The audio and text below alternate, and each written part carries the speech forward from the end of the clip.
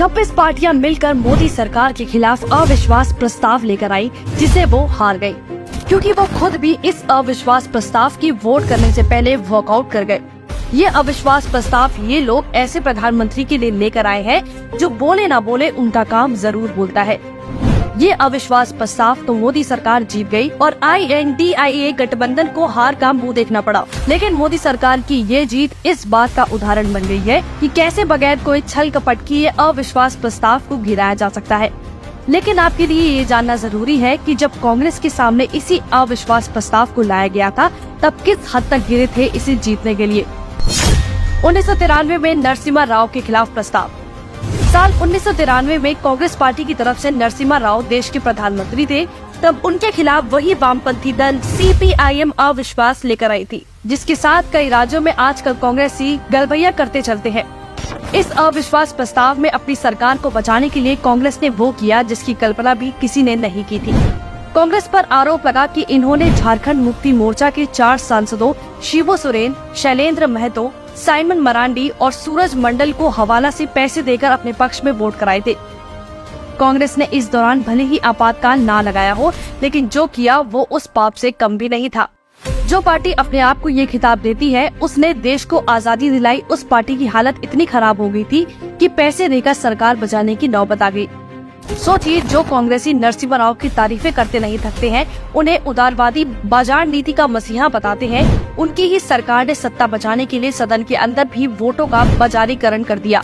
यही नहीं, इस वोट कांड के बाद कांग्रेसी PM नरसिम्हा राव देश के पहले ऐसे PM बन गए जिन्हें किसी अदालत ने आपराधिक मामले का जिम्मेदार ठहराया था।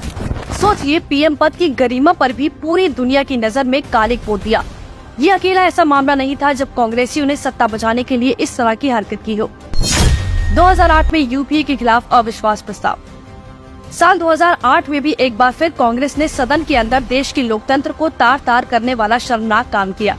साल 2008 में मनमोहन सरकार के खिलाफ फिर से CPM अविश्वास प्रस्ताव लेकर आई। देश में ऐसा माहौल था कि मनमोहन सिंह की नेतृत्व वाली सरकार के साथ बहुमत नहीं है और सच्चाई भी यही थी। लेकिन कांग्रेस ने इस बार भी सरकार बचाने के लिए वही पुराना पैंतरा अपनाया। कई सांसदों को करोड़ रुपए घूस के रूप में दे दिए। कुछ सांसदों ने सदन के अंदर नोटों की बंडल लहराते हुए बोला कि वोट के लिए घूस दिया गया है। लेकिन ये हालत देखिए कि बाद में उन्हीं लोगों को गिरफ्तार भी कर लिया गया। इतना ही नहीं, कांग्रेस सरकार ने ये अविश्वास प्रस्ताव जीतने के लिए अपने बीमार सांसदों को बिस्तरों से और जेल की कोठरियों में भी मतदान में भाग लेने के लिए बुलाया। इन सब हरकतों के बाद किसी तरह मनमोहन सिंह की सरकार गिरने से तो बच गई, लेकिन देश की जनता की नजरों में कांग्रेस पार्टी हमेशा के लिए गिर गई।